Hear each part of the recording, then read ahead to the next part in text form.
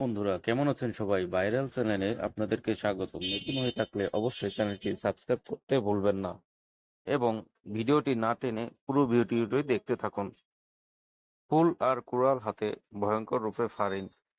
ছোট পর্দার অভিনেত্রী তাসনিয়া ফারিন তিনি কাজ করে চলছেন দাপিয়ে।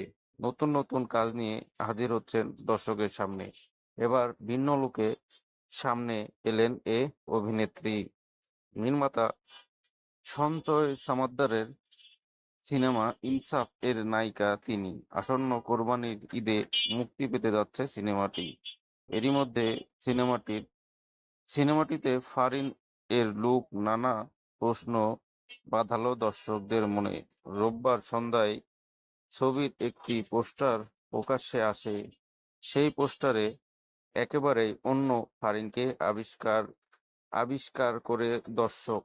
কারণ পোস্টারে ফারিনকে দেখা যায় এক রহস্যময় অবতারে। পোস্টারে দেখা যায় ফারিনের রহস্যময় লুক, খয়েরি রক্তের গ্ল্যামার্স পোশাক, পায়ে হাই হিল, মুখে রক্তের ছিটেফোঁটা, চারপাশে আহত হয়েছে পড়ে আছে ২-৪ জন। তাদের কারো হাত কারো পা দেখা যাচ্ছে। শুধু তাই নয়, সেই পোস্টারে দেখা যায় ফারিনের এক হাতে রক্তমাখা কুড়াল আর এক হাতে গোলাপ। আর পোস্টারটি প্রকাশ করে ক্যাপশনে লেখা হয়, রক্তের ইনসাফে গোলাপের স্থান নেই। পরিচালক সঞ্জয় তামাদ্দার জানিয়েছেন, মূলত মানবিক সম্পর্কের গল্প নিয়ে তৈরি এই ছবিটি।